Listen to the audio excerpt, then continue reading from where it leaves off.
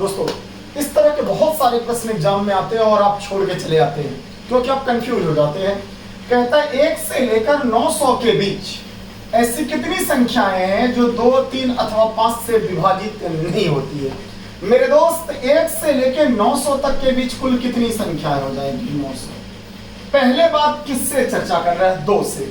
मतलब दो संख्याओं में से 2 से विभाजित नहीं हो रही है तो 1 से तो नहीं होगी ना, तो किसका हो जाएगा? 1/2 का। फिर 3 संख्याओं में से 3 से नहीं हो रही है, बाकी 2 से तो हो रही है ना, तो 3 को नीचे 2 को ऊपर। उसी तरह बेटा इसमें देखिएगा 5 से विभाजित नहीं होने वाली, तो एक 5 से नहीं कटेगी, बाकी 4 से तो ये विभाजित होगी, इसका अर्थ है। दैट्स क्लियर है। फिर से सुनिएगा, ऐसे प्रश्नों में से 1 से लेकर 900 तक दिया है तो सबसे हाईयर लिमिट को ले लिया जाता है जो कितने के बराबर है? 900 के बराबर। फिर क्या कहता है? 2, 3 और 5 से विभाजित नहीं होने वाली। अब 2 से विभाजित नहीं होगी तो 2 संख्याओं में से 1 से विभाजित तो नहीं होगी।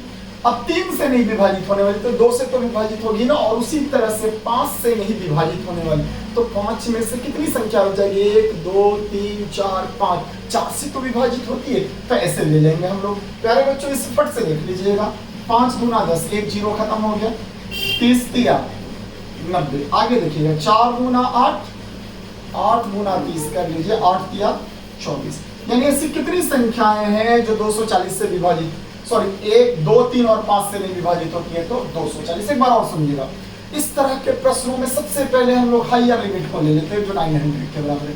क्या कहता है? 2 से विभाजित नहीं होगी। 2 तक में कितनी संख्या होगी? 1 और 2, तो 2 से विभाजित नहीं होगी तो 1 से तो होगी। फिर क्या कहता है? 3 से नहीं होगी तो 3 तक में कितनी संख्या है? 1, 2, 3। 3 से नहीं होगी तो 2 संख्या से तो ये विभाजित होगी ना।